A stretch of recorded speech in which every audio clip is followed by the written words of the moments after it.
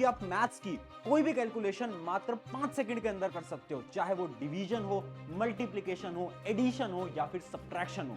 सुन के शौक लग रहा है ना? चलो इसी को समझाने के लिए मैं तुम्हें एक बड़ी इंटरेस्टिंग वीडियो दिखाता हूं। एक 3 डिजिट नंबर बताएं।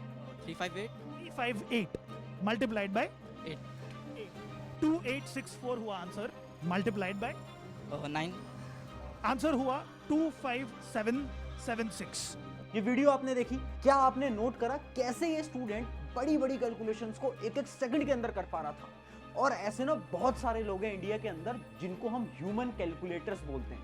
तो आखिर क्या इन लोगों की ब्रेन पावर, इनकी दिमाग की शक्तियां बहुत ज्यादा होती हैं? तो इसका आंसर है नहीं, इनकी ब्रेन पावर ज्यादा तेज नहीं होती। रियलिटी ये है ना कि इनको कुछ वैदिक मैथ की टेक्निक्स आती हैं, कुछ ऐसी टेक्निक्स जिनकी मदद से कोई भी कैलकुलेशन आप भी 5 से 10 सेकंड के अंदर कर सकते हो। तो चलिए आज वही सारी वैदिक टेक्निक्स मैं आप सभी को बताने वाला हूं। Kids don't understand math because we've been teaching it as a dehumanized subject. तो वेदों में विज्ञान नहीं है, वेद ही विज्ञान है।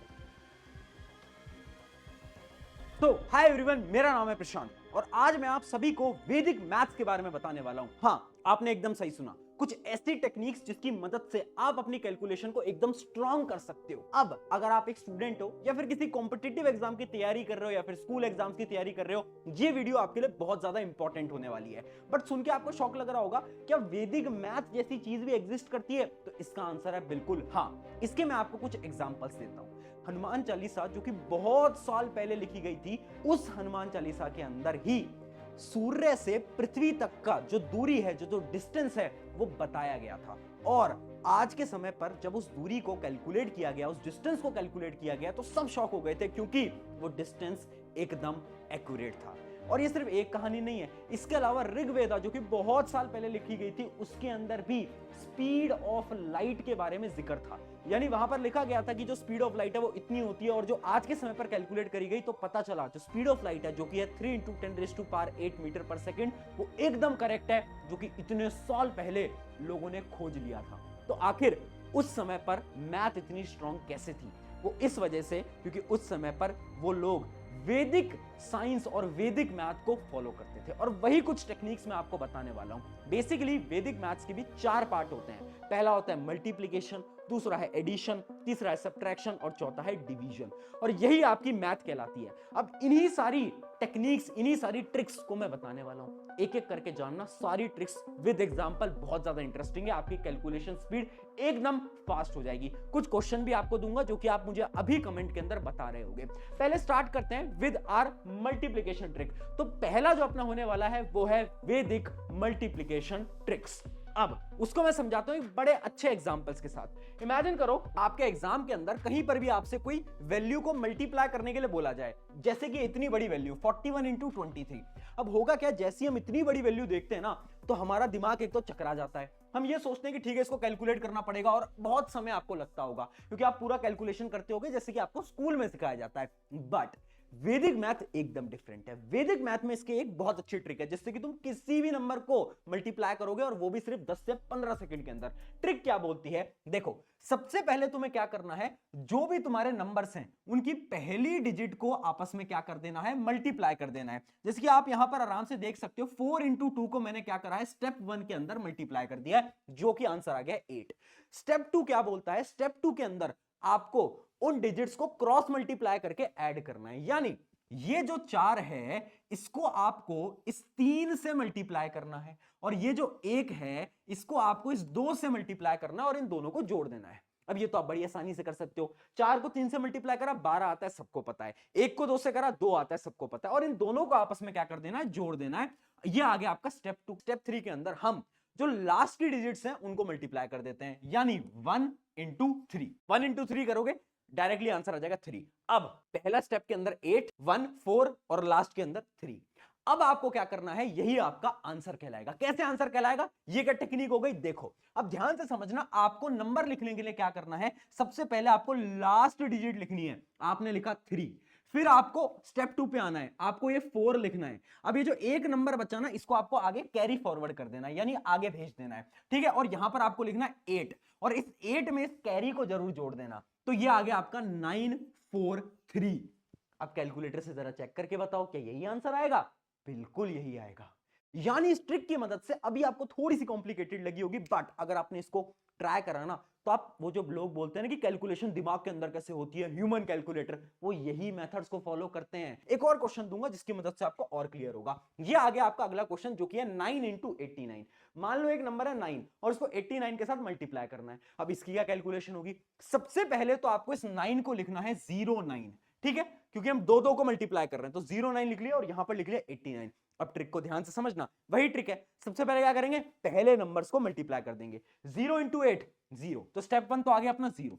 फिर आपको क्या करना है, क्रॉस मल्टीप्लाई करना है, यानी इस 0 को तो आपको किससे मल्टीप्लाई करना पड़ेगा, इस 9 से, और इस 9 को आपको इस 8 से मल्टीप्लाई करना पड़ेगा, है ना। तो इन दोनों को आपको ऐड करोगे तो आपका आ जाएगा क्या, 72, ठीक है। अब लास्ट क्या होता है, लास्ट होता है आपकी लास्ट की डिजिट्स को मल्टीप्लाई करना, यानी 9 इंटू 9 जो कि आएगा 81। अब फाइनल आंसर कैसे लिखोगे, सबसे पहले लिखो आपकी लास्ट की डिजिट, इसका 1 लिखो और जो 8 है उसको आगे कैरी फॉरवर्ड कर दो। अब यहां पर देखो 2 लिखा हुआ है, बट एक कैरी फॉरवर्ड 8 आया हुआ है, तो 2 + 8 कितना आ जाएगा आपका, बताओ, 0 आ जाएगा। और इनका 1 आगे कैरी फॉरवर्ड हो जाएगा और साथ में वापस से आप 1 जोड़ दोगे जो कि कैरी फॉरवर्ड था, तो ये आ गया आपका 801। क्या आ गया, 801। एक बार आप जाकर कैलकुलेट करना कैलकुलेटर से, डायरेक्टली आपका यही आंसर आ रहा होगा। तो ये है बहुत बेहतरीन टेक्निक्स, कितने बड़े बड़े नंबर्स को तुम आसानी से बहुत कम समय के अंदर मल्टीप्लाई कर सकते हो। अब यहीं पर ही मैं तुम्हें एक होमवर्क देना चाहता हूं, होमवर्क नहीं है, अभी तुम वीडियो को पॉज करोगे, कमेंट में बताओगे, ट्रिक को अप्लाई करोगे और मुझे कमेंट में बताओगे इसका आंसर क्या आएगा। क्वेश्चन है 63 इंटू 21। ये हो गई आपकी मल्टीप्लीकेशन वैदिक टेक्निक्स। अब बात करते हैं हम कुछ एडिशन की वैदिक टेक्निक के बारे में, और यही है अपना अगली चीज जो कि है एडिशन टेक्निक्स। अब ये एडिशन टेक्निक भी मैं तुम्हें बताने वाला हूं। देखो, मल्टीप्लिकेशन, एडिशन, इनकी बहुत सारी टेक्निक्स हैं। मैं आपको वो टेक्निक बताऊंगा जो कि आपके लिए इंपॉर्टेंट हो सकती हैं। बहुत सारे लोगों ने डिटेल्ड वीडियो भी बना रखी है, आप जाकर वो भी देख सकते हो अगर आपको और डिटेल में जानना है तो, बट मैं आपको सारी इंपॉर्टेंट टेक्निक्स बता दूंगा, ठीक है। चलो एडिशन की टेक्निक के लिए एक एग्जांपल लेते हैं। इमेजिन करो तुम्हें इतने बड़े नंबर को जोड़ना है, 443 + 219। क्या करते हो, ऐसे ही करते हो ना, 443 लिखते हो, फिर 219 लिखते हो और फिर एक एक करके जोड़ते हो। अच्छा, इसको इसमें जोड़ा, इसको इसमें जोड़ा, इसको इसमें जोड़ा, यही करते हो ना। बट अब ऐसा नहीं करना है, अब तुम दिमाग के अंदर अपनी कैलकुलेशन करोगे। कैसे करोगे, अब ये प्रोसेस तुम्हें थोड़ा सा डिफिकल्ट लग सकता है, 1-2 ट्राई के बाद ये बहुत आसान हो जाएगा और सारी कैलकुलेशन तुम दिमाग में करोगे। सबसे पहले क्या करो, इनको राउंड ऑफ कर दो। राउंड ऑफ यानी ये 443 है, इसको तुम क्या लिख सकते हो, 400 लिख सकते हो, 400 लिख सकते हो, और इस 219 को 200 लिख सकते हो। तो सबसे पहले तो कर दो 200 + 400, दिमाग में ही कर देना, 600 आ जाएगा डायरेक्टली, ठीक है। बचा क्या, यहां पर 43 बचा, यहां पर 19 बचा। अब क्या करो तुम, 43 को देखो, 43 के 40 को ले आओ और 19 को 10 को ले आओ, है ना। 40 + 10 कर दो जो कि आ गया आपका डायरेक्टली 50। अब क्या बचा, 3 बचा और 9 बचा। 3 + 9 सबको पता है कितना होता है, 12 होता है, बिल्कुल सबको पता है। अब तुम क्या करोगे, इन तीनों को तुम्हें ऐड करना है। अब इन तीनों को ऐड करना बहुत सिंपल है, क्यों, क्योंकि ये कितना है 600, यह है 50 और यह है 12, तो आराम से आपका आंसर आ जाएगा 662। क्या सभी का यही आया, बहुत बढ़िया। तो ये कैलकुलेशन टेक्निक्स हैं जो कि एडिशन में भी आप यूज कर सकते हो। इसका एक और एग्जांपल देखो, और कॉम्प्लेक्स क्वेश्चन को देखते हैं। 4124 + 2133, इतना बड़ा क्वेश्चन कैसे ऐड हो पाएगा। मैं बोल रहा हूं दिमाग में ऐड करो, अब पेन पेपर छोड़ो, वैदिक टेक्निक की मदद से दिमाग में ऐड करो। सबसे पहले देखो, 4124 को 4000 लिख सकते हो, 2133 को 2000 लिख सकते हो, 4000, 2000, 6000 हो गया, अलग रख दिया, ठीक है, दिमाग के अंदर कर रहे हैं हम। अब अगला पार्ट देखो, अब बचा आपका 124 और यहां पर बचा 133। 124 के 100 को निकाल लिया, 133 के 100 को निकाल लिया, 100 + 100 कितना आ गया, 200 आ गया। अब क्या बचा, 24 बचा और यहां पर क्या बचा आपका, 33 बचा। अब 24 के 20 को निकाल लिया, 33 के 30 को निकाल लिया, ऐड कर दिया, कितना आ गया, 50।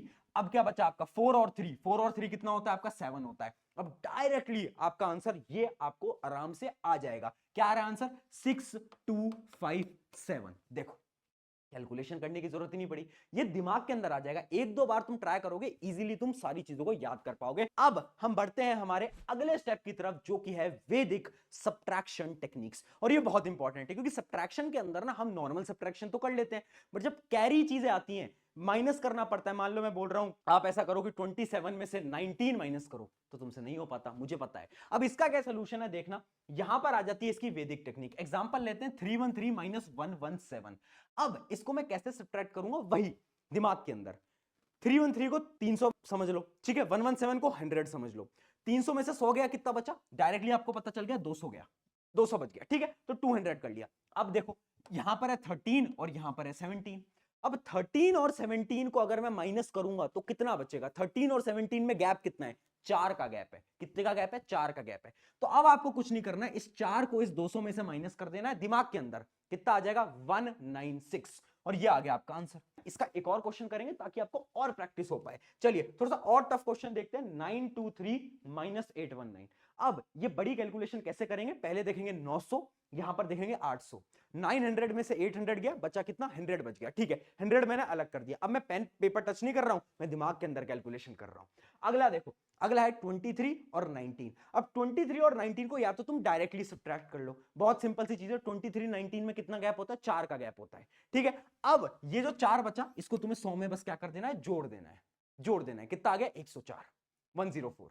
ये टेक्निक्स हैं जिससे कि तुम दिमाग से कोई भी कैलकुलेशन कर सकते हो। लोग ना ये सारी चीजें बताने के महंगे महंगे कोर्स बेचते हैं, बट मैं तुम्हारे लिए सारी चीजें यूट्यूब पे लेकर आया हूं पहली बार, कि वैदिक मैथ जो हमारी एशियन मैथ है उसके बारे में कोई बात नहीं करता, बट मैं लेकर आया हूं। तो ये है आपकी सब्ट्रैक्शन की टेक्निक। अब हम बढ़ जाते हैं सबसे इंपॉर्टेंट डिवीजन वैदिक टेक्निक्स के बारे में। अब ये जो डिवीजन की टेक्निक्स है ना, इसको तुम सुन के आज शॉक होने वाले हो, क्योंकि ये सबसे शॉकिंग टेक्निक है और इसकी मदद से तुम कोई भी डिवीजन कर सकते हो। देखते हैं कैसे। अब जैसे कि फॉर एग्जांपल आपको मानो 92 से डिवाइड करना है 41, आंसर किस में आएगा? पॉइंट में आएगा। अब तुम इतना कैलकुलेट नहीं कर पाते, मुझे पता है। क्या सॉल्यूशन है? एक बहुत अच्छी टेक्निक है, समझने की कोशिश करना।